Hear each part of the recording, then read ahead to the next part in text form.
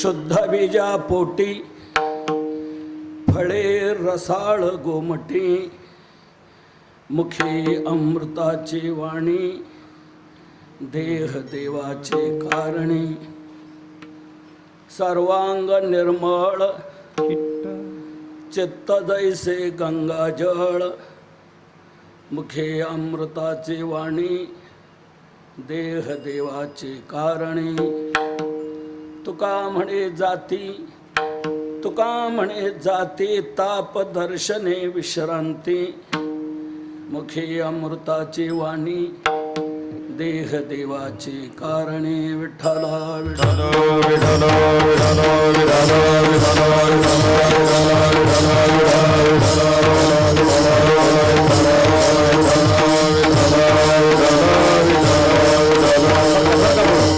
पांडुरंगा करू प्रथमान मन पांडुरंगा करू प्रथमान मन करू प्रथमान मन दुसरे चरणा संतांचिया दुसरे चरणा संतांचिया दुसरे चरणा संतांचिया अनुवादाने सदेचा विस्तार अनुवादाने सदेचा विस्तार अनुवादाने सदेचा विस्तार अनुवादाने सदेचा विस्तार सद्गुरुदास दुर्गा गुरुदास दुर्गा बाबाजी सद्गुरुदास दुर्गा काय माझी वाणी मानेल संतांसी रंजवू चित्तासे आपुलिया योऽन्त प्रविश्य मम वाचमिमां प्रसुप्तां संजीवयत्यखिलशक्तिधर स्वधाम्ना अन्यांश्च हस्तचरणश्रवणत्वगादीन् प्राणान् नमो भगवते पुरुषाय तुभ्यं कलावज्ञजीवोद्धरार्थावतारं कलाङ्काङ्कतेजोऽधिकामोदिवक्त्रं खलानीशवादापनोदार्हदक्षं समाधिस्थमूर्तिं भजे ज्ञानदेवं नमो सद्गुरु तुकया ज्ञानदीपा नमो सद्गुरु सच्चिदानन्दरूपा नमो सद्गुरु भक्त कल्याण मूर्ते नमो सद्गुरु भास्करा पूर्ण कीर्ते संपाद्य ज्ञानैष विधाय भक्तिं विलोकितो येन समाधिराजः वैराग्यवन्तं सविचारयुक्तं नमामि जोगं शिरसा गुरुं तं आत्मरूप गणेश स्मरण सकळ विद्यांचे अधिकरण तेची वंदू श्री चरण श्री गुरूंचे ते नमस्कारुनी आता शुद्ध बीजा पोटी फळे रसाळ गोमटी मुखे अमृताची वाणी देह देवाचे कारणे प्रस्तुत सेवेकरता घेतलेला अभंग हा संत हृदय सम्राट विश्ववंद्य विश्वसंत विश्वभूषण जगद्गुरु तुकोबाराय यांचा आहे. या अभंगातून तुकोबाराय संतांच्या अलौकिक जीवनाचं दर्शन घडवतात आणि अशा संतांचं दर्शन जर आपल्या जीवनात घडलं तर त्यातून फलनिष्पत्ती काय तेही या अभंगातून तुकोबाराय स्पष्ट करतायत. स्वानंद सुखनासी गुरुनाम गुरु जोग महाराज यांच्या अनेक गोमट्या रसाळ फळापैकी जे महान गोमट रसाळ फळ परमपूज्य परमश्रद्धेय वैकुंठवासी गुरुवर्य मामासाहेब दांडेकर यांच्या पुण्यतिथीचा सुवर्ण महोत्सव या ठिकाणी संपन्न होतो आहे आणि त्यातीलही सेवा असल्यामुळे संतांचंच काही गुणगान करावं या दृष्टीने हा अभंग मी आज आपल्यापुढे सेवेला घेतलेला आहे. संतांची पुण्यतिथी साजरी केली जाते, देवाची जयंती साजरी केली जाते आणि तुमचं आमचं श्राद्ध घातलं जातं. देवाची जयंती का? तर देवाच्या जन्माला येण्याचं विशेष महत्त्व आहे. देवाचं मूळ स्वरूप आहे निर्गुण निराकार, अव्यक्त निराकार, नाही जाकार, अशब्दम स्पर्शम रूपम अव्ययम तथा रसम नित्यम अगंध वच्चयत, असं त्याचं मूळ स्वरूप आहे. परंतु जेव्हा जगतात विषम परिस्थिती निर्माण होते, धर्माचा ऱ्हास होतो, अधर्म वाढला जातो, तो भार पृथ्वीला सहन होत नाही, ती वत्सरूप धारण करते, आपल्याला माहीत आहे. म्हणून सर्व देवता, ऋषिगण, संत महात्मे देवाची प्रार्थना करतात की देवा आता ह्या स्थितीत राहून जमणार नाही, तुम्ही सगुण साकार व्हा आणि या पृथ्वीला भारापासून सोडवा. असा हट्ट धरून, आग्रह धरून भगवंताला बळस्वरूपाला आणतात. आणि देवरूपाला आल्यानंतर, सगुण साकार झाल्यानंतर दुष्टांचं निर्दळन, भक्तांचं संरक्षण आणि धर्माची संस्थापना घडवतो. देवाच्या इथं येण्यातून हे घडत असल्यामुळे तो येण्याचा दिवस अतिशय महत्त्वाचा मानून आपण देवाची जयंती म्हणून साजरी करतो. तो दिवस महत्त्वाचा मानून आपण ती जयंती साजरी करतो आणि महात्म्यांची पुण्यतिथी साजरी करतो. तर ती पुण्यतिथी का? तर महात्मे तुमच्या आमच्याप्रमाणेच जन्माला येतात, पण जन्माला आल्यानंतर जीवनात अशी क्रांती घडवतात की याच जन्माने ते जन्म संपवतात आणि याच एका मरण्यातून ते मृत्यू संपवतात आणि आपण आत्मरूपाने उरतात. म्हणून तो त्यांचा जाण्याचा दिवस विशेष महत्त्वाचा मानून ती पुण्यतिथी म्हणून आपण साजरी करतो. पार्था ऐसिया परी, जो जन्मेची जन्म निवारी, मरणे मृत्यूवारी आपण वरे. जन्माने जन्म संपवतो, मरणाने मृत्यू संपवतो आणि आपण आत्मरूपाने उरतो. म्हणून त्यांचा जो दिवस आहे तो खरा कायमचा नित्य उदय असणारा दिवस आहे. म्हणून तो पुण्यतिथी म्हणून आपण साजरी करतो. तर पुण्यतिथीतला एक दुसरा एक महत्त्वाचा भाव मी आपल्यापुढे प्रगट करतो. पुण्यतिथी ही कोणाची होऊ शकत नाही. पुण्यतिथी त्यांची ज्यांनी जीवनात काय पुण्य संपादन केलेलं आहे आणि इतरांनाही पुण्य मार्गाला लावलेलं आहे, त्यांची पुण्यतिथी. आयुष्यभर पापच पाप करणाऱ्याची पुण्यतिथी होऊ शकत नाही. आणि करायची झाली तुम्हाला साजरी तर पाप तिथी म्हणून करा, पुण्यतिथी म्हणून नाही. पुण्यतिथी त्यांचीच की ज्यांनी काय जीवनात पुण्य संपादन केलेलं आहे आणि इतरांनाही पुण्य मार्गाला लावलेलं आहे. वाढता हा पुण्य धर्म केला, हरिभजने हे धवळीले जग, त्यांचीच पुण्यतिथी. म्हणून मामांनी आपल्या जीवनामध्ये फार मोठी ही क्रांती केलेली आहे. संसाराच्या नावे घालून या शून्य, वाढता हा पुण्य धर्म केला, हरिभजने हे धवळीले जग. म्हणून त्यांची पुण्यतिथी ही खरोखर महत्त्वाची आहे. पुण्यतिथी म्हटल्यानं आणखी एक दुसरा भाव मी आपल्यापुढे प्रगट करतो. मामांची पुण्यतिथी आषाढ शुद्ध चतुर्दशी म्हणून साजरी केली जाते.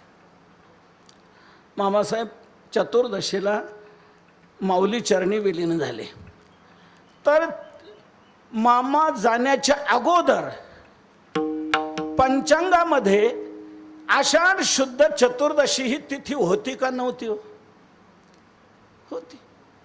पंचांगामध्ये आषाढ शुद्ध चतुर्दशी ही तिथी होती, पण सांगू ती पुण्यवान नव्हती. मामांनी त्या दिवशी जाऊन त्या तिथीलाही पुण्यवान बनवलं, म्हणून पुण्यतिथी. विठ्ठल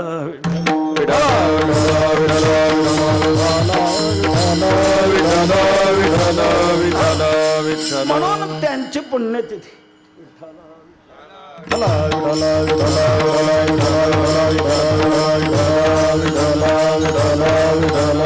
त्या तिथीलाही पुण्यवान बनवलं. म्हणून पुण्यतिथी आपण ते संपन्न करत असतो. तर त्या दृष्टीने मामांनी आपल्या जीवनाच्या कालखंडामध्ये खूप मोठी क्रांती केलेली आहे.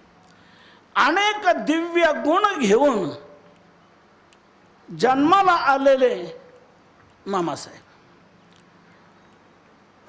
परवा चैतन्य महाराजांनी सांगितले होतं, अनेक गुण वाट पाहत होते, त्यांना कुठे आश्रय मिळत नव्हता, की आपल्याला कोण जवळ करील, कोण आहे आपल्याला राहण्यास योग्य, कोण आहे आपल्याला सांभाळण्यासारखा. असे गुण पोरके झालेले होते, वाट पाहत होते की आपल्याला अशी योग्य विभूती कोण मिळेल. तेव्हा ते सर्व गुण एकत्र होऊन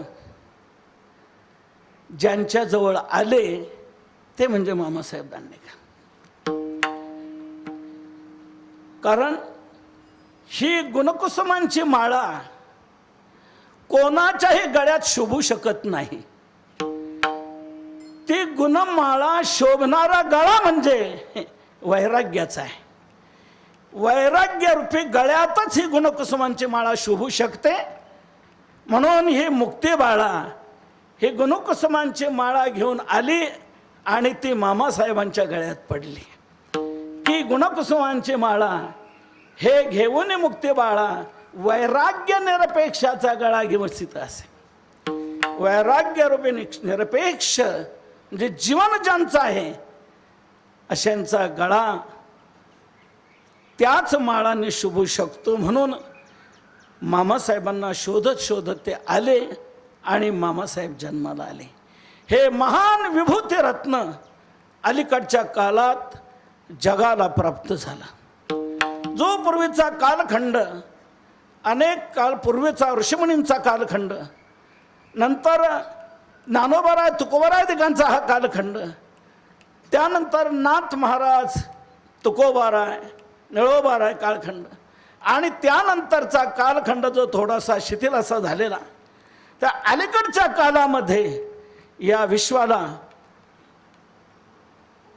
मार्गदर्शन करणारा योग्य कालखंड जो प्राप्त झाला तो स्वानंद सुखनर्षी गुरुनाम गुरु जोग महाराजांपासून. आणि जोग महाराजांची ही 4 गोमटी फळं, रसाळ फळं समाजाला चाखायला मिळाली. म्हणून त्यातलं एक सुवर्ण कांतिमान दैदिप्यमान हे गोमट रसाळ फळ म्हणजे परमपूज्य गुरुवर्य मामासाहेब दांडेकर. या सर्व गुणांनी संपन्न असं हे जीवन, तेजोमय जीवन ते प्रगट झालं. जोग महाराजांचं कृपा छत्र लाभलं आणि त्या दृष्टीने आपलं जीवन केवळ आपल्या करता नाही तर जे समाजाकरता आहे, जनतेच्या उद्धाराकरता आहे, या दृष्टीने आपल्या जीवनाची वाटचाल त्यांनी करून आपलं जीवन माऊलीचरणी समर्पित केलं.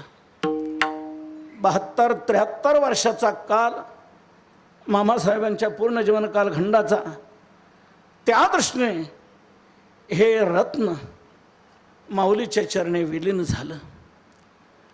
त्यांचं दर्शन हे एक विशेष दर्शन या प्रकारचं घडत होतं. म्हणून अशा संतांचं थोर विभूतीचं दर्शन घडल्यानंतर जीवनात काय घडू शकतं हे सांगावं या दृष्टीने मी हा अभंग आज आपल्या पुढे सेवेला घेतलेला आहे. विठ्ठला विठ्ठला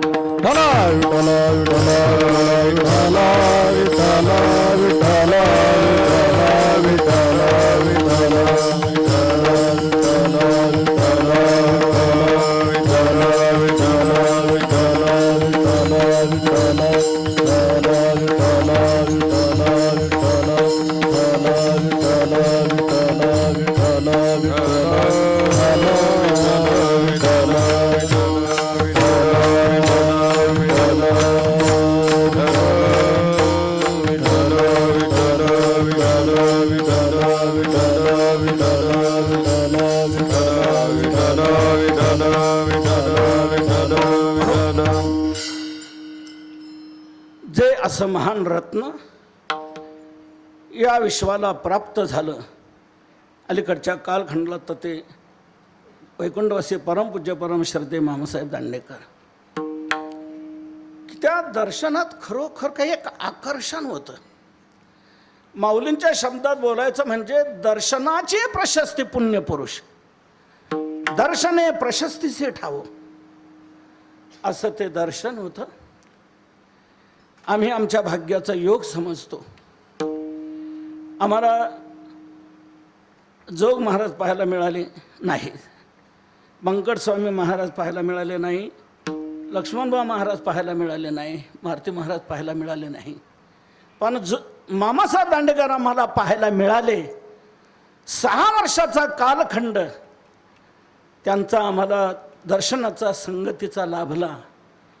हे आम्ही आमचं भाग्य समजतो. 62 साली आम्ही संस्थेत प्रथम वर्षाला प्रवेश केला. संदीपान महाराज, मी, रामचंद्र बाबा, बनसे महाराज आणि चंदिले नाना चिटणीस, आम्ही 5 जण त्या वर्षाचे आता इथे हजर आहोत. की 6 वर्षाचा कालखंड 62 ते 68 हा कालखंड आम्ही तो पाहिला भोगला. 2 वर्ष बाहेर, 2 वर्ष आतमध्ये. त्यावेळेला 65 आणि 66च्या कालखंडामध्ये महाराजांनी काल खायला सांगितलं, त्यांच्याकडे लायब्ररी होती, ग्रंथ मागवायचे मामा. आणि त्यांना जसं बोलवत होते तसं मलाही मामासाहेब लिखाणाकरता बोलवायचे. त्यावेळेला नामदेवरायांचा गाथा प्रकाशित करायचा म्हणून शासनाने एक समिती निर्माण केलेली होती नामदेवरायांचा गाथा प्रकाशित करण्यासाठी. त्या समितीचे अध्यक्ष मामासाहेब होते. आणि त्यामुळे संशोधनयुक्त तो नामदेवरायांचा गाथा प्रकाशित करायचा म्हणून वेळ जसा सापडेल तसे मामासाहेब आळंदीला यायचे. आळंदीला आल्यानंतर जे काय अभंगाचं वर्गीकरण, इकडून तिकडे कुठं काय करायचं, बदल काय करायचा, ते एक साधारण लिहून ठेवायचे. आणि मग मला बोलवायचे म्हणायचे की पांडुरंग हे या प्रकारे लिहून काढ. त्याप्रमाणे अभंग लिहिण्याचं काम तसं त्यांनी कच्चं दिलेलं टाचन करण्याचं काम करत असे. ज्यानंतर कर्म केला हरिभजने हे धवळीले जग, त्यांचीच पुण्यतिथी. म्हणून मामांनी आपल्या जीवनामध्ये फार मोठी क्रांती केलेली आहे. संसाराच्या नावे घालून या शून्य वाढता हा पुण्य धर्म केला हरिभजने हे धवळीले जग. म्हणून त्यांची पुण्यतिथी ही खरोखर महत्त्वाची आहे. पुण्यतिथी म्हटल्यानं आणखी एक दुसरा भाव मी आपल्यापुढे प्रगट करतो. मामांची पुण्यतिथी आषाढ शुद्ध चतुर्दशी म्हणून साजरी केली जाते. मामासाहेब चतुर्दशीला माऊली चरणी विलीन झाले. तर मामा जाण्याच्या अगोदर पंचांगामध्ये आषाढ शुद्ध चतुर्दशी ही तिथी होती का नव्हती? होती. पंचांगामध्ये आषाढ शुद्ध चतुर्दशी ही तिथी होती. पण सांगू, ती पुण्यवान नव्हती. मामांनी त्या दिवशी जाऊन त्या तिथीलाही पुण्यवान बनवलं म्हणून पुण्यतिथी. विठ्ठल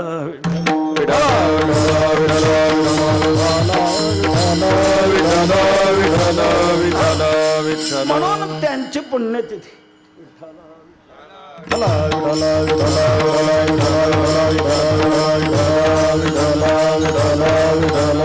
त्या तिथीलाही पुण्यवान बनवलं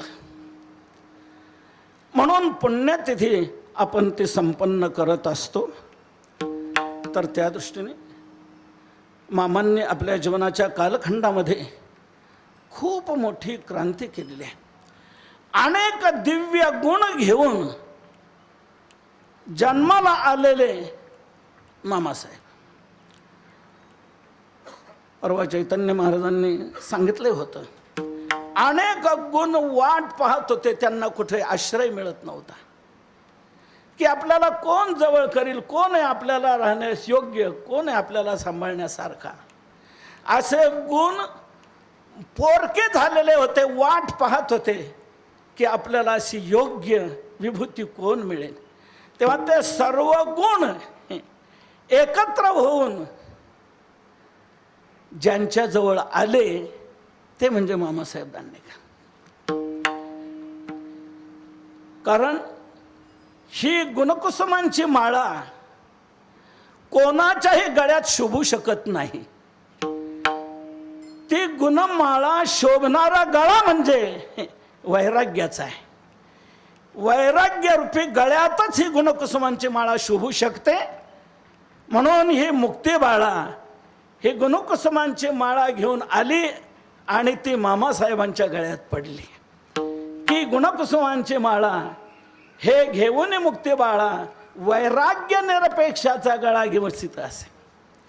वैराग्यरूपी निरपेक्ष म्हणजे जीवन ज्यांचं आहे अशांचा गळा त्याच माळाने शोभू शकतो. म्हणून मामासाहेबांना शोधत शोधत ते आले आणि मामासाहेब जन्माला आले. हे महान विभूती रत्न अलीकडच्या काळात जगाला प्राप्त झाला. जो पूर्वीचा कालखंड अनेक काळ पूर्वीचा ऋषिमुनींचा कालखंड, नंतर ज्ञानोबाराय तुकोबाराय दिगांचा हा कालखंड, त्यानंतर नाथ महाराज तुकोबाराय निळोबाराय कालखंड आणि त्यानंतरचा कालखंड जो थोडासा शिथिल असा झालेला, त्या अलीकडच्या काळामध्ये या विश्वाला मार्गदर्शन करणारा योग्य कालखंड जो प्राप्त झाला तो स्वानंद सुखनर्षी गुरुनाम गुरु जोग महाराजांपासून आणि जोग महाराजांची ही 4 गोमटी फळं रसाळ फळं समाजाला चाखायला मिळाली. म्हणून त्यातलं एक सुवर्ण कांतिमान दैदिप्यमान हे गोमट रसाळ फळ म्हणजे परमपूज्य गुरुवर्य मामासाहेब दांडेकर. या सर्व गुणांनी संपन्न असं हे जीवन, तेजोमय जीवन ते प्रगट झालं. जोग महाराजांचं कृपा छत्र लाभलं आणि त्या दृष्टीने आपलं जीवन केवळ आपल्या करता नाही तर जे समाजाकरता आहे, जनतेच्या उद्धाराकरता आहे, या दृष्टीने आपल्या जीवनाची वाटचाल त्यांनी करून आपलं जीवन माऊलीचरणी समर्पित केलं.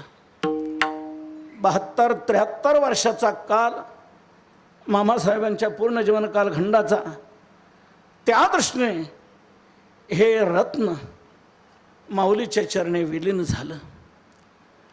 त्यांचं दर्शन हे एक विशेष दर्शन या प्रकारचं घडत होतं. म्हणून अशा संतांचं थोर विभूतीचं दर्शन घडल्यानंतर जीवनात काय घडू शकतं हे सांगावं या दृष्टीने मी हा अभंग आज आपल्या पुढे सेवेला घेतलेला आहे. विठ्ठला विठ्ठला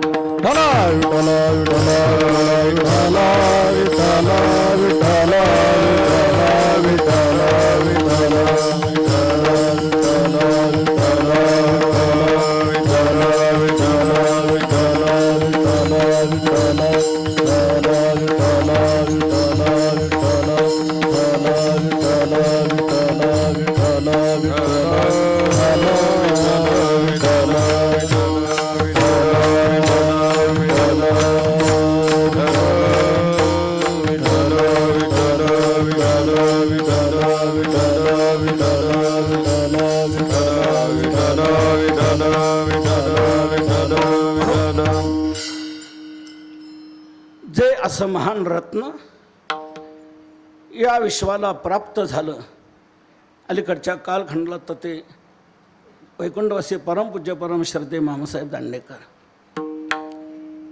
त्या दर्शनात खरोखर काही एक आकर्षण होतं. माऊलींच्या शब्दात बोलायचं म्हणजे दर्शनाची प्रशस्ती पुण्यपुरुष, दर्शने प्रशस्तीचे ठावो, असं ते दर्शन होतं. आम्ही आमच्या भाग्याचा योग समजतो. आम्हाला जोग महाराज पाहायला मिळाले नाही, बंकट स्वामी महाराज पाहायला मिळाले नाही, लक्ष्मणबा महाराज पाहायला मिळाले नाही, मारुती महाराज पाहायला मिळाले नाही, पण मामासाहेब दांडेकर आम्हाला पाहायला मिळाले. 6 वर्षाचा कालखंड त्यांचा आम्हाला दर्शनाचा संगतीचा लाभला, हे आम्ही आमचं भाग्य समजतो. 62 साली आम्ही संस्थेत प्रथम वर्षाला प्रवेश केला. संदीपान महाराज, मी, रामचंद्र बाबा, बन्सी महाराज आणि चंदिले नाना चिटणीस आम्ही 5 जण त्या वर्षाचे आता इथे हजर आहोत की 6 वर्षाचा कालखंड 62 ते 68 हा कालखंड आम्ही तो पाहिला भाऊ ना. 2 वर्ष बाहेर 2 वर्ष आतमध्ये. त्यावेळेला 65 आणि 66च्या कालखंडामध्ये महाराजांनी काल खायला सांगितलं त्यांच्याकडे लायब्ररी होती, ग्रंथ मागवायचे मामा. आणि त्यांना जसं बोलवत होते तसं मलाही मामासाहेब लिखाणाकरता बोलवायचे. त्यावेळेला नामदेवरायांचा गाथा प्रकाशित करायचा म्हणून शासनाने एक समिती निर्माण केलेली होती नामदेवरायांचा गाथा प्रकाशित करण्यासाठी. त्या समितीचे अध्यक्ष मामासाहेब होते आणि त्यामुळे संशोधनयुक्त तो नामदेवरायांचा गाथा प्रकाशित करायचा म्हणून वेळ जसा सापडेल तसे मामासाहेब आळंदीला यायचे. आळंदीला आल्यानंतर जे काय अभंगाचं वर्गीकरण इकडून तिकडे कुठं काय करायचं, बदल काय करायचा ते एक साधारण लिहून ठेवायचे. आणि मग मला बोलवायचे म्हणायचे की पांडुरंग हे या प्रकारे लिहून काढ. त्याप्रमाणे अभंग लिहिण्याचं काम तसं त्यांनी कच्चं दिलेलं टाचन करण्याचं काम करत असे. ज्यानंतर मामासाहेब म्हटले मी जरूर येईल आणि प्रवचन करेल. तर या प्रकारे त्या पारायण संगतीचं प्रवचनाच्या नेमके अगोदर 15 दिवसच प्रकृती थोडासा बिघाड निर्माण झाला. ॲडमिट करण्यात आलेलं काल जवळजवळ बराचसा काल तो गेल्यामुळे मामासाहेबांनी कळवलं पांडुरंग मी नंतर येऊन तुला मी आशीर्वाद देईन, आता या प्रकारे तू समाप्ती करून घे. त्यानंतर प्रकृती बरी झाल्यावर पुढे आलं ते सुवर्ण महोत्सवी वर्ष संस्थेचं सुवर्ण महोत्सवी वर्षाने जोग महाराजांचा शताब्दी महोत्सव. या दृष्टीने ती योजना मामांच्या पुढे होती. त्या दृष्टीने करत असताना संस्थेचा अहवाल सुवर्ण महोत्सवी तयार करायचा आहे म्हणून मामासाहेबांनी टाचण वगैरे करावं.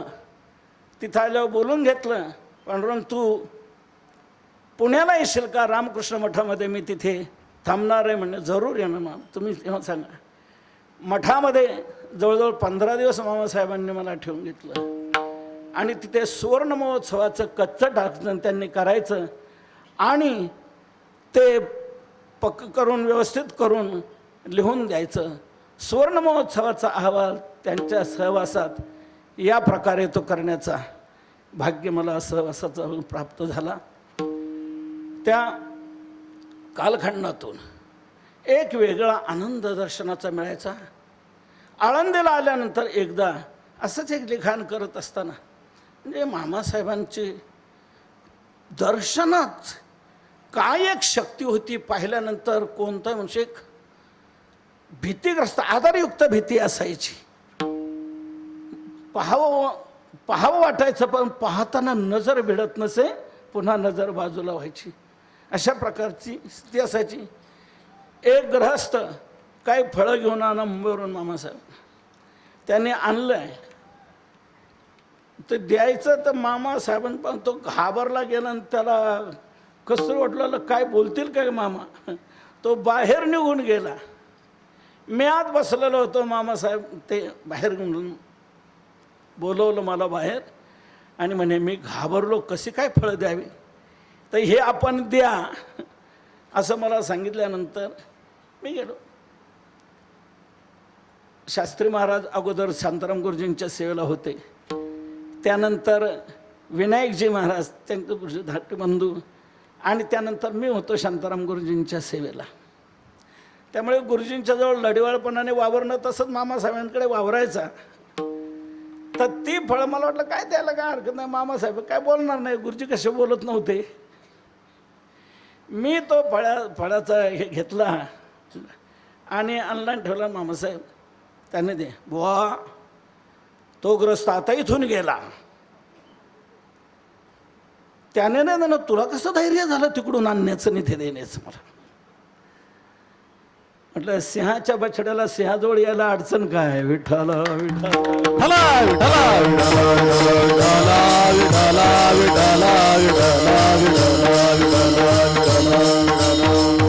मामासाहेबांची अशी विशेष दृष्टी होती. कोणाचाही काही संग्रह करणं काय असावं असं कधीच मामांना वाटायचं नाही. अतिशय त्यागमय निरपेक्ष अशा प्रकारची वृत्ती मामासाहेबांची होती. मुलांना आधार देणं, चांगलं कर, अभ्यास कर हे सांगण्याची खूप मोठी त्यांची प्रवृत्ती होती. गणेशोत्सवात माऊलीच्या मंदिरात गणपतीपुढे कीर्तन, आपल्या सप्ताहात संस्थेची कीर्तन असायची आणि त्या कीर्तनामध्ये मी दुजे खंडे तरी उरला तो अवघा रे हा अभंग घेतला होता. पूर्ण कीर्तन मामासाहेबांनी बाहेर बसून ऐकलेलं. नंतर दर्शन घ्यायला गेलं, बुवा अरे आताशी तुमचा जन्म झाला, एवढा अभंग अवघड घ्यायचा असतो का? आपल्याला पेलवेला असा घ्यावा. पुढे पुढे झाला. म्हटलं मामासाहेब प्रयत्न केला, काय असेल ते तुमचा आशीर्वाद असेल तर काय होणार नाही. कत नाही, हळूहळू करावं, आता सोपे सोपे अभंग घेत जावेत.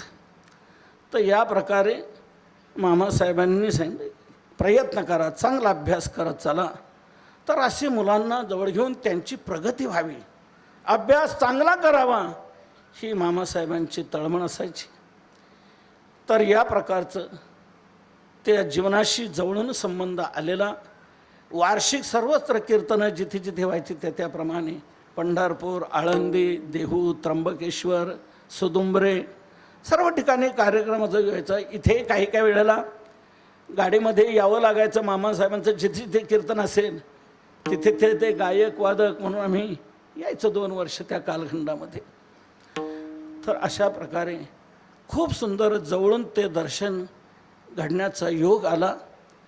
तर या दृष्टीने त्यांचे विचार, त्यांचे आचार जे जीवनामध्ये बिंबले गेले, त्याच आचार विचारातून काही जी वाटचाल थोडीफार घडते अंशतः ही त्यांची कृपा आहे. विठ्ठला विठ्ठला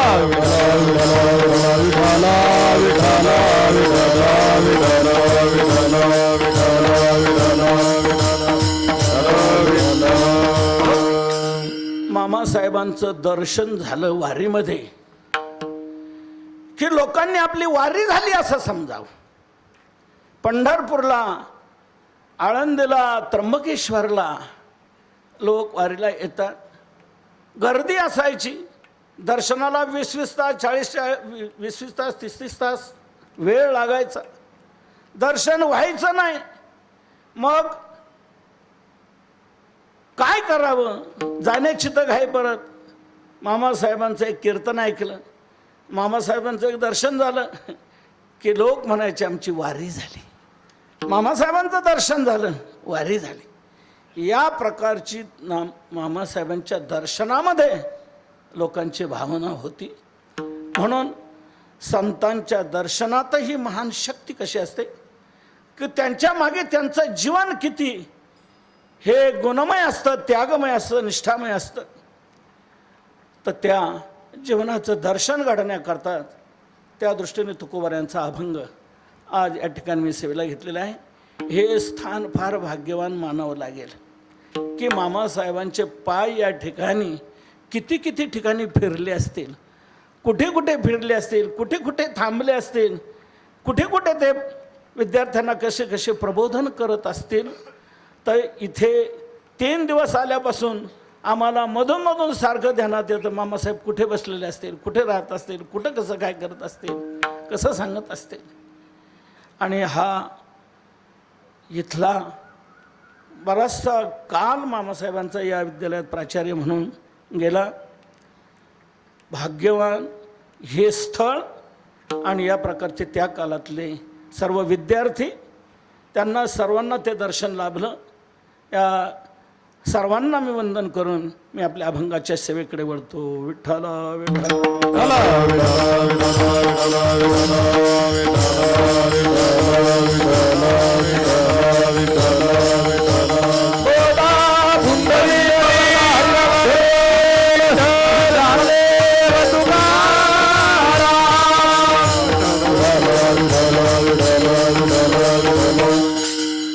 अभंग असा आहे. शुद्ध बीजा पोटी फळे रसाळ गोमटी, मुखे अमृताची वाणी, देह देवाचे कारणी, सर्वांग निर्मळ चित्त जैसे गंगाजळ, तुका म्हणे जाती तापदर्शने विश्रांती, मखे अमृताचे वाणी देहदेवाचे कारणे. जगद्गुरु तुकोबाराय या अभंगातून संतांच्या अलौकिक जीवनाचं दर्शन घडवतात.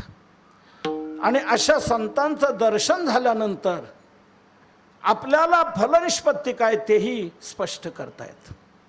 संत जीवन हे एक विशेष जीवन आहे. हिमालयाच्या एव्हरेस्ट शिखरावर, उत्तुंग शिखरावर विराजमान झालेलं दैदिप्यमान जीवन म्हणजे संत जीवन आहे. तुमचं आमचं जे मानवी जीवन आहे अतिशय खोल दरीत आहे.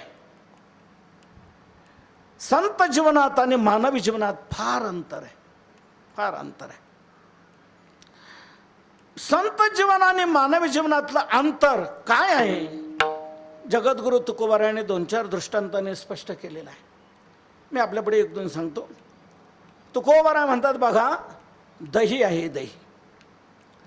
आपण त्या दह्याचं घुसळण केल्यानंतर त्याच्यातून काय निघतं? लोणी निघतं. आणखी काय निघतं? ताक निघतं. लोणीही दह्यातूनच आणि ताकही दह्यातूनच. दोन्हीची निर्मिती एका दह्यातूनच आहे. मग दोन्ही एका किमतीत मागायला काय हरकत आहे का? तुकोबाराय म्हणतात चालणार नाही. एका मोले दोन्ही मागून एका मोले दोन्ही मागून एका मोले दोन्ही मागून एका मोले दोन्ही मागून दह्याची अंगी निघता कलोनी एका मोले दोन्ही मागून एका मोले दोन्ही मागून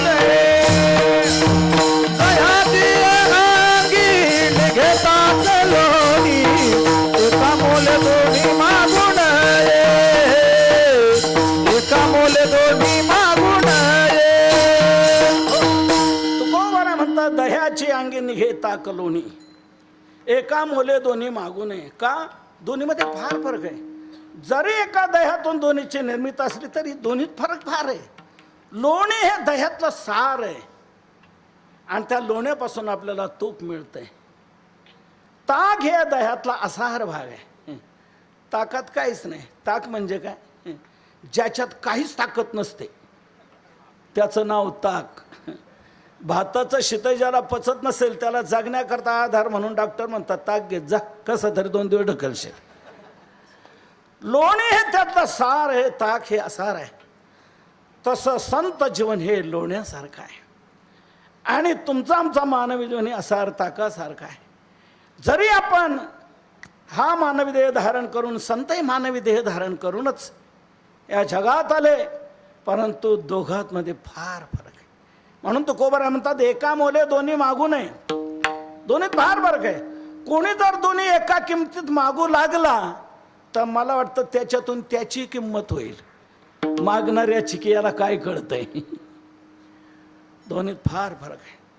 दुसरा दृष्टांत देतात तुकोबाराय. या भूतलावर आपण परिभ्रमण करू लागलो असताना अनेक वेगवेगळे दगड आपल्याला दिसून येतात. वरच्यावर दिसून येतात, गारगोट्या दिसून येतात. या भूगर्भाचं जर छेदन केलं, खाली आपण उत्खनन केलं तर उत्खननातून वेगवेगळे दगड आपल्याला मिळतात. या भूगर्भामध्ये पृथ्वीच्या पोटातून आपण दक्षिणेकडे जर गेलो तर तिकडे शहाबाद, तंदूर, कडप्पा वगैरे हे, मध्य प्रदेशात गेलो तर कोटा वगैरे, राजस्थानमध्ये जर गेलो तर मार्बल वगैरे, वेगवेगळे दगड प्राप्त होतात. वेगवेगळे. तसंच तुकोबाराय म्हणतात हिरा हा देखील या पृथ्वीच्या पोटातूनच आपल्याला मिळतो. हिरा देखील खनिज पदार्थातच मोडला जातो आहे. म्हणून तो हिरा या पृथ्वीच्या पोटातूनच मिळतो आणि गारगोटी या पृथ्वीवरच आपल्याला सापडते. तुकोबाराय म्हणतात दोन्ही पृथ्वीच्या पोटातूनच आहे. मग दोन्हीची बरोबरी केली तर चालेल का? पोटी हिरा कर गोटी दोहीची संसाठी बजून दोहीची संसाठी तुला पृथ्वीची पोटी करून ये दोहीची संसाटी करून ये पृथ्वीच्या पोटी हिरागार गोटी दोहोसी संसाठी करू नये तुका म्हणे तैसे संत आणि जन दोहोसी समान भजू नये. दोन्हीमध्ये फार फरक आहे, फार अंतर आहे. एकेका शब्दात जर सांगायचं झालं तर दोघांचं अंतर म्हणजे संत जीवन हे उपकारक आहे आणि तुमचं आमचं मानवी जीवन म्हणजे उपद्रवक आहे. संत जीवनात आणि मानवी जीवनात असा अंतर आहे. समुद्र नदी नव्हे पैगा पाषाण म्हणो नये लिंगा संत नव्हती जगा मानसात्या सारखे. संत जीवन हे अलौकिक उत्तुंग शिखरावर विराजमान झालेलं जीवन आहे संत जीवन. कोणी म्हणेल मग अशा संत जीवनाचं दर्शन आपल्याला घडू शकतं का? होऊ शकतं का? होऊ शकतं. फक्त ते दर्शन घडण्याची आपल्या ठिकाणी योग्यता पाहिजे. योग्यता आली का आपल्याला संतांचं दर्शन होऊ शकतं. काय योग्यता पाहिजे? ते भेटतील इतकं पुण्य आपण मिळवलं पाहिजे. पुण्याशिवाय चांगलं घडत नसतं. जीवनात चांगलं घडवण्याकरता पुण्य लागतं, वाईट घडण्याकरता पाप लागतं. पापाने वाईट घडतं. काही वाईट झालं का आपणच म्हणतो काहीतरी पाप आडवं आलं, आणि काही चांगलं घडलं की आपणच म्हणतो काहीतरी पुण्य कामाला आले. चांगलं घडलं, चांगलं घडण्याकरता पुण्याची गरज आहे. तेव्हा संत भेटणं हे जीवनातलं अतिशय सर्वात चांगलं आहे. ते घडण्याकरता आपल्याजवळ पुण्य असायला पाहिजे. ज्यांना ज्यांना संत दर्शन झालं त्यांना त्यांना पुण्यामुळेच झालं असं त्यांनी कथन केलेलं आहे. नानले बहुता दिवसा भाग्य उदयाचा टसा झालो सन्मुख तो कैसा संत चरण पावलो पुण्य फळले बहुता दिवसा भाग्य उदयाचा टसा झालो सन्मुख तो कैसा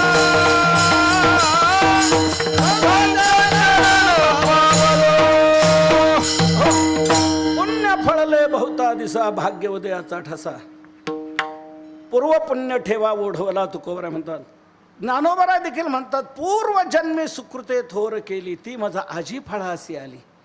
परमानंदो आजी मानसी भेटी झाली या संतासी. म्हणजे संतांची भेट होण्याकरता तितकं पुण्य आपण मिळवलं पाहिजे. अजून आपल्याला जर दर्शन घडत नसेल तर समजावं आपलं पुण्य अजून कमी आहे. ते मिळवण्याचा प्रयत्न करावा.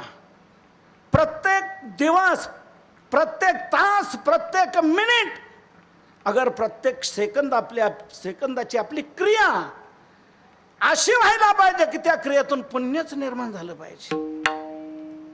तरच आपल्याला संत दर्शनापर्यंत पोहोचता येईल. तितकं पुण्य आपलं कधी तयार व्हायचं? जेवढं घडेल तेवढं करत करत राहिलं पाहिजे. तिळ तिळ पुण्य साचा पडे तरी हे बहुता जन्मे जोडे नाम तुझे वाचेशी आतुडे समागम घडे संतांचा.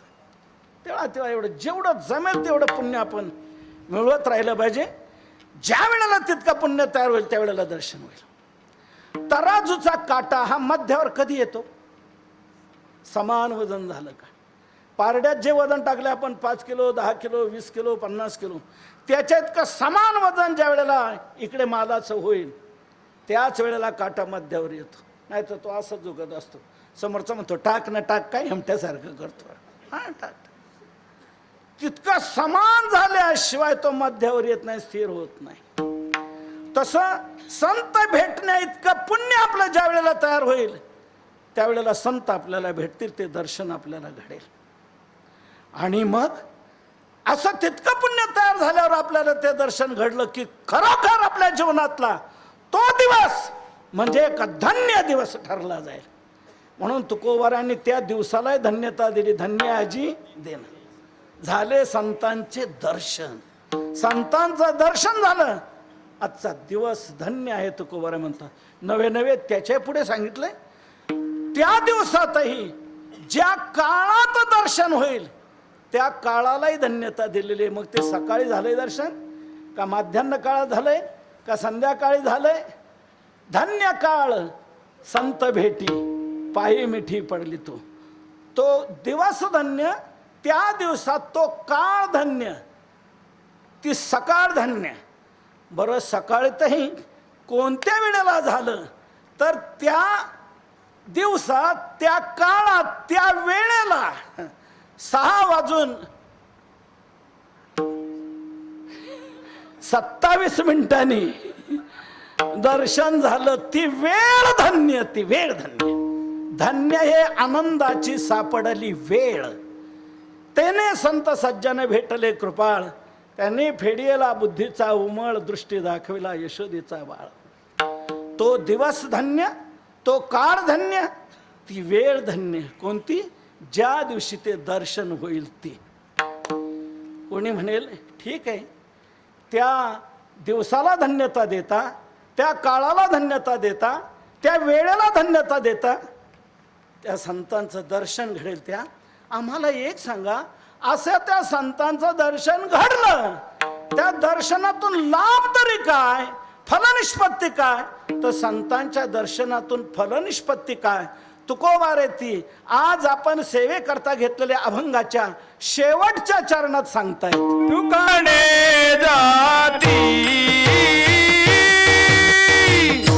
तुका म्हणे जाती,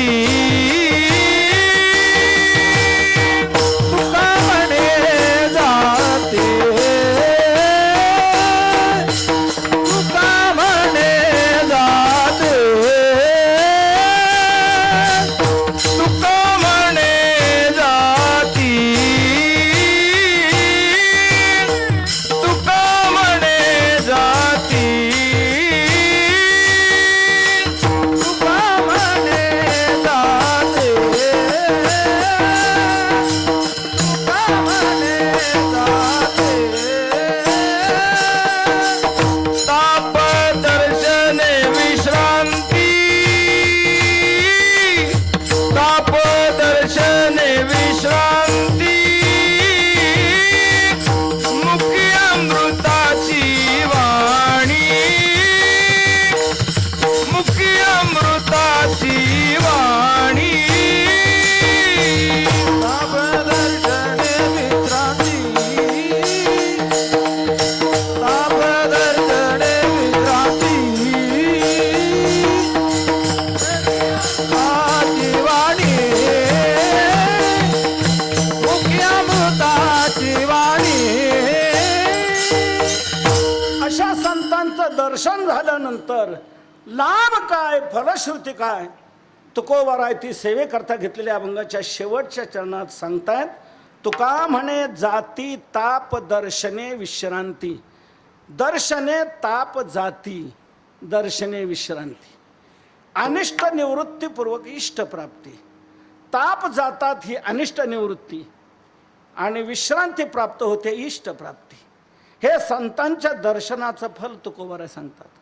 मला या अभंगात प्रवेश करण्याकरता शेवटच्या चरणात दरवाजा दिसला, म्हणून मी शेवटच्या चरणातून अभंगात प्रवेश केलेला आहे.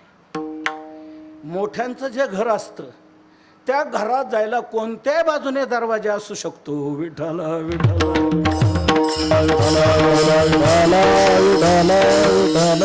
बरोबर मामासाहेब म्हणायचे. काही काही अभंगात ते मुख्य जे पद असेल ज्याच्यावर अभंग फिरतो असं काही पाहून त्यानुसार अभंगात प्रवेश करायचे. रामकृष्ण नामे ही दोन्ही साजरी. या अभंगात प्रवेश करताना संसार बंधन तोडा वेगी हे दुसऱ्या चरणातल्या उत्तरार्धातलं त्याचा पूर्व भाग प्रास्ताविक सांगून तिथून अभंगात प्रवेश करायचे. विठ्ठल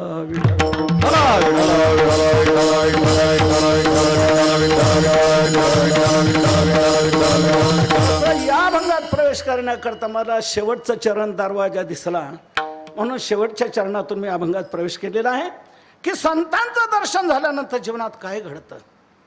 ताप जातात. ताप 3 प्रकारचे आहेत: आध्यात्मिक, अधिभौतिक आणि अधिदैविक. हे 3 ताप म्हणजे ज्ञानोबरांनी याला वनाला लागलेला ओणवा म्हटलेला आहे. तापत्रय अग्नीचा लागला ओणवा. त्यात जसं सर्व दग्ध होतं तसं या तापाने जीवन हे दग्ध होत असतं. कधी माणसाच्या जीवनात आध्यात्मिक ताप, कधी अधिभौतिक, कधी अधिदैविक. ताप म्हणजे दुःख. आध्यात्मिक ताप कशाला म्हणतात? शारीरिक व्यथेतून होणारं दुःख याला म्हणायचं आध्यात्मिक ताप. निळोबरांचा एक गोड अभंग आहे, त्यात तिन्ही तापाचं वर्णन केलेलं आहे. देही प्रगटे रोग व्याधी, तेने आहळली तापे बुद्धी, लोळे न पुरे दुःखावधी तो आध्यात्मिक ताप बोलीची. काव कसं काय म्हणतो? तब्येत साथ देत नाही. कसं काय? पोटच फार दुखतंय आज. दुसऱ्या दिवशी विचारलं कसं नाही म्हणतो पोट राहिलं म्हणतो, पण डोकंच फार फन फन फन करत आहे. तिसऱ्या दिवशी विचारलं कसं काय म्हणतो डोकं राहिलं पण मनकच नीट उभं राहू देत नाही, असं असं करणं. तब्येत साथ देत नाही म्हणतो. अहो डॉक्टरकडे जायचं म्हणे, आज डॉक्टर गेलो, डॉक्टरने आज जोराचा धक्का दिला म्हणे आणखी मला वेगळा. म्हणे काय? डॉक्टरने मला स्पष्ट सांगितलं तुम्ही मोसंबीच्या रसावर राहायचं, अन्नाचा कण पोटात गेला का तुम्ही याला. काय करा? माझ्या समोर आमच्या इथे सप्ताहाला आलेले महाराज लोक काय काय खातात आमच्या घरी, मला म्हणतात तू नाही खायचं. काय करायचं या इस्टेटीचं? काय करायचं?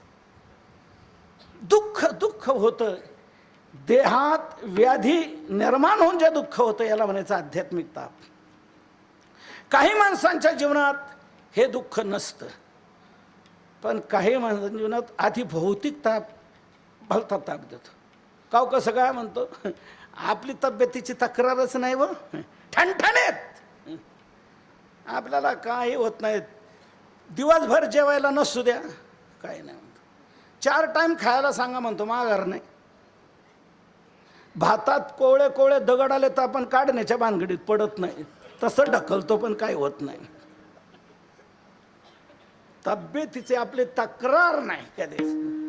बरे बा सुखी आहे तुम्ही, अहो सुखी कसलं म्हणे काय? तब्येतीचे म्हणतो आपली तक्रार नाही. पण शेजारीच असे नादान मिळालेत की असं वाटतं पुन्हा सोडून कुठंही जावं पण इथं राहू नये. कुठून आव तसा सुचले आणि इथं फ्लॅट घेतला म्हणतो. सारखं भांडण, सकाळी उठल्यापासून नळावरून भांडण, झाडण्यावरून भांडण, केरावरून भांडण, इकडं पाहिलंच का म्हणून भांडण, भांडणच भांडण. काकड आरती ते शेजारती भांडणच भांडण. झोपतील तेवढंच बंद, जागे झाले की भांडणाला सुरुवात. कुठून आव तसा सुचले म्हणतो इथे घेतले. आता याला जे दुःख आहे हे कोणतं आहे? दुसऱ्या जीवापासून होणार आहे. तर दुसऱ्यापासून होणारं जे दुःख असतं त्याला म्हणतात आधी भौतिक ताप. भूती उपद्रव दिधला ताडीला अथवा निस्तेजिला, तेने चित्ती दाहो जहाला, आधी भौतिक बोलीला तो ताप. आणि तिसरं दुःख आहे जीवाच्या पाठीमागं आधी दैविक, म्हणजे देवतादिकांपासून होणारी पीडा, त्याला म्हणायचं आधी दैविक ताप. अतिवृष्टी झाली आणि सगळं गेलं, हे आधी दैविक ताप. अनावृष्टी, नापेर क्षेत्राला काहीच नाही, आधी दैविक ताप. भूकंप झाला त्याच्या सर्व गडप झालं, आधी दैविक ताप. आग लागली, आगीत सर्व भस्मसात झालं, आधी दैविक ताप. पानशेत धरण फुटलं, गेलं काठावरचं सर्व, हा आधी दैविक ताप. निळोबाराय सांगतात दैवे अतिवृष्टी का अनावृष्टी, राजके लुटिले झाला कष्टी, आगीने जळता नावरे संकटी, तो अधिदैव ताप बोलीचे. असे 3 ताप जीवाला कोणत्या तर कोणत्या रूपाने दग्ध करत असतात, तप्त करत असतात, व्यथित करत असतात. नाथ महाराजांनी भागवतात एकाच उवीत हे 3 ताप सांगितले, एकाच उवीत. भूतांची पीडा ते भौतिक, देवांची पीडा ते दैविक, देही उपजती ज्वराधिक, ते पीडा देख दैहिक. असे तिन्ही ताप एकाच ओळीत सांगितलेले आहेत. तर असे हे जे 3 ताप जीवाला तप्त करतात, व्यथित करतात, पण संतांचं दर्शन जर जीवनात घडलं तर या तिन्ही तापाची बोळवण होते, बोळवण. तापाची झाले बोळवण, त्रिविध तापाची झाली बोळवण. तापाची झाली बोळवण, त्रिविध तापाची झाली बोळवण. त्रिविध तापाची झाली बोळवण, त्रिविध तापाची झाली बोळवण. त्रिविध तापाची झाली बोळवण, त्रिविध तापाची झाली बोळवण. देखिल्या चरण वैष्णवांचे, देखिल्या चरण